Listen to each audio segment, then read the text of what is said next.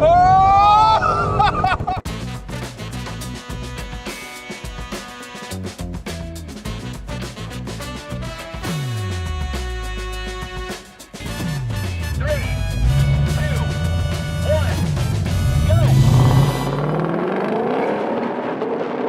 Hey, this is a 2021 BMW M4 Competition.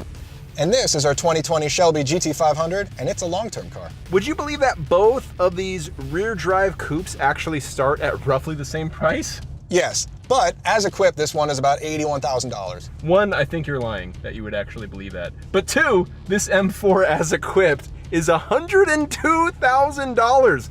And yes, it's down on power by a lot versus that GT500. But given the track record of that GT500 in our drag races, I think it has a good chance of winning. You know what? I don't read history books. History is made in the present. I like that method of thinking, being in the present. Well, for the record, we've tried all we can to get that GT500 to go fast in drag races. Now we've actually put Kurt, who is Edmunds, one of Edmunds' test drivers, in the driver's seat of that GT500. He is the guy who got the acceleration time at our test track. So if there's gonna be a chance that it's gonna win, it's definitely gonna be with Kurt at the wheel. So no pressure. No pressure at all. And I don't have any feelings. So yeah. So comment away and also give us a like and subscribe. If you like videos like this one, check out the links in the description for more information. And if you're looking to sell a car, visit edmunds.com/sellmycar to get an instant cash offer from our site. It's that easy.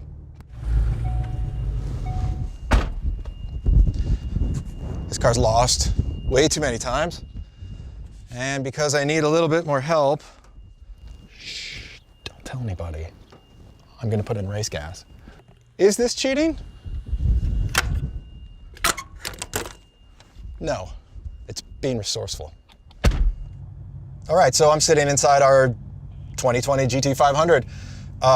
You guys might already know this, but this is powered by a 5.2 liter V8 engine with a supercharger bolted to the top of it, and it makes 760 horsepower, which is crazy. It's a 760 horsepower Mustang. Something interesting to note, the engine in that BMW M4 is nicknamed the S58, or that's the internal name for the car.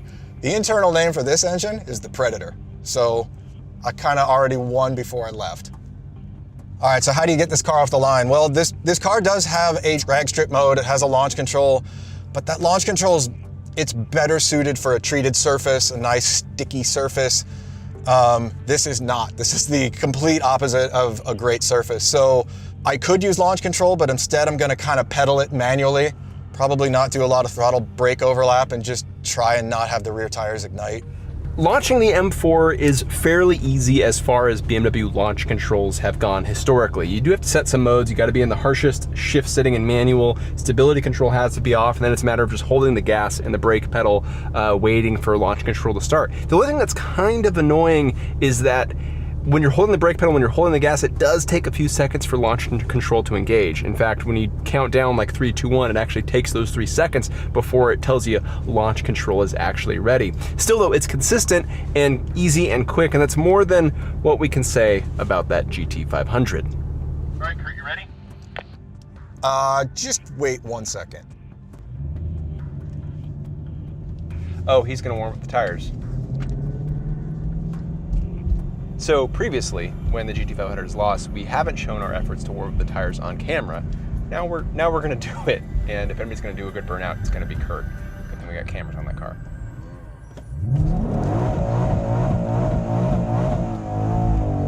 Gotta warm the tires up. Okay, Kurt, so you've topped off with race gas, you've got Cup 2 tires, and you've done a burnout. You better win now. You know, I don't need this kind of pressure. I really don't.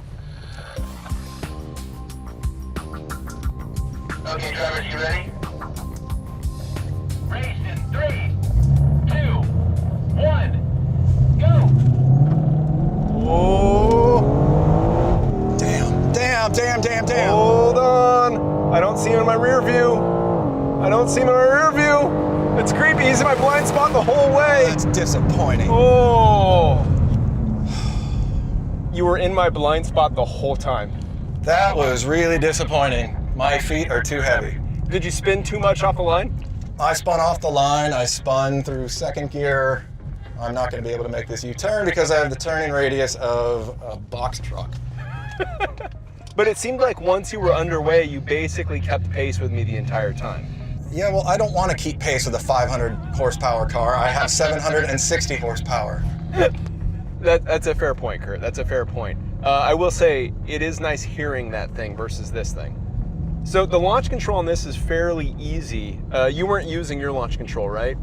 That's correct, I was not. I was in track mode with the track mode stability and traction control. I kind of figured that might help me out a little bit.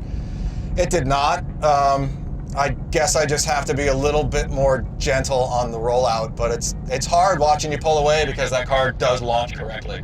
Yeah, I mean, it does what you would expect launch control to do, right? And on an unprepped street surface like we're on, that's really the advantage, isn't it?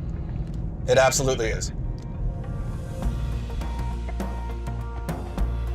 Drivers race in 3, 2, 1, go! Come on. Come on, Oh, give me the and traction. He's still in my blind Damn spot. it. That's the weirdest thing. He just disappears in my blind spot. That's really annoying. What's so creepy is that, like, I inch ahead of you, and then you're in my blind spot the entire time, so I have no reference if you're gaining on me or not. The frustrating part is that I'm really not closing in on you at an appreciable speed. It's just that overcoming that wheel spin off the line is just that leaves you at that much of a disadvantage, doesn't it?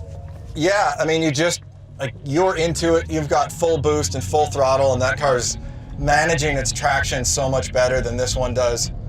Yeah, you just got to be so patient in this car, but the more time you spend being patient, the further behind you get. That totally makes sense. Well, in fairness, this car is, as tested, about 20 grand more than that one, so maybe that kind of electronic sophistication makes sense, or the difference between them. But I'd say, like, valiant effort on the launch. I think you've gotten the best launches that we've seen on any of the drag races that we've done, because you're obviously better than myself or Alistair. Aw.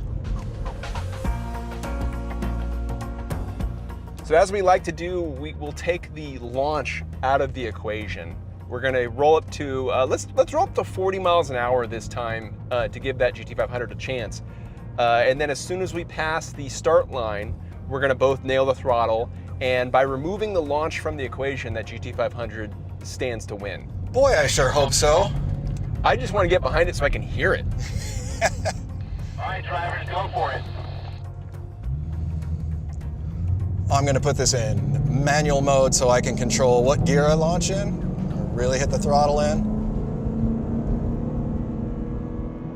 So right at the top of second gear. They're near the top of second gear. Come on, Shelby.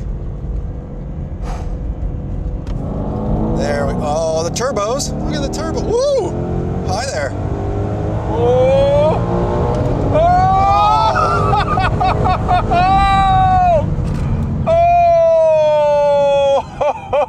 Oh! Hey, turbo boost.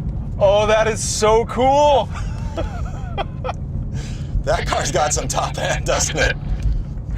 Oh man, it's like initially it's all good, and then that power difference really starts to show up. But I do feel like this may have a little bit more than 503 horsepower. You started in third gear? Yeah, I could have probably done it in second, but I won, so whatever, it worked. That's the confidence I like to hear coming from that GT500. I gotta say, it was so cool, like seeing that initial surge, me pulling ahead slightly, and then you just started inching away, inching away, inching away. That's so cool to watch from my window. It was cool to see that boost hit on your car because I saw the car come back, but you know, I've got a supercharger, so I'm making power all the time at any RPM. You need a little bit of exhaust to help kind of spool up those snails. Yeah, and at 40 miles an hour, I'm launching, you know, probably at 5,000 RPM. So yeah, that delay is noticeable, but man, this thing moves so quickly once it fills its lungs with turbo boost. I think I might actually start this one in second. That's assuming you want to do another 40 pull. You don't have to ask twice. We're doing this again. But yes, and you have a win in the roll-on race, so that is official. That is official. We can count that. So the second race is now just for the sake of science. All right, drivers, go for it. It should be noted this car weighs about 4,200 pounds. So I think he weighs about 500 pounds less than I do. So we're gonna see if I don't get too much wheel spin here. Here we go. Come on, buddy. Oh yeah, oh my God. One-handed.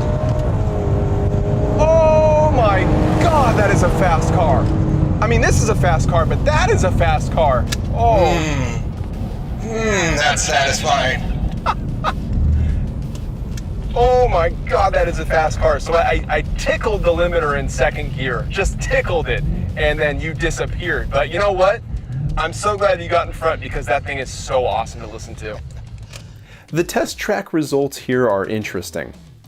At the test track where we have all the time in the world to extract the most performance from each vehicle, these two are actually tied in the 0 to 60 run. The difference grows by the quarter mile, but not by much. This either demonstrates the sophistication of the M4's launch control system, or that it's making more power than BMW says. Maybe both.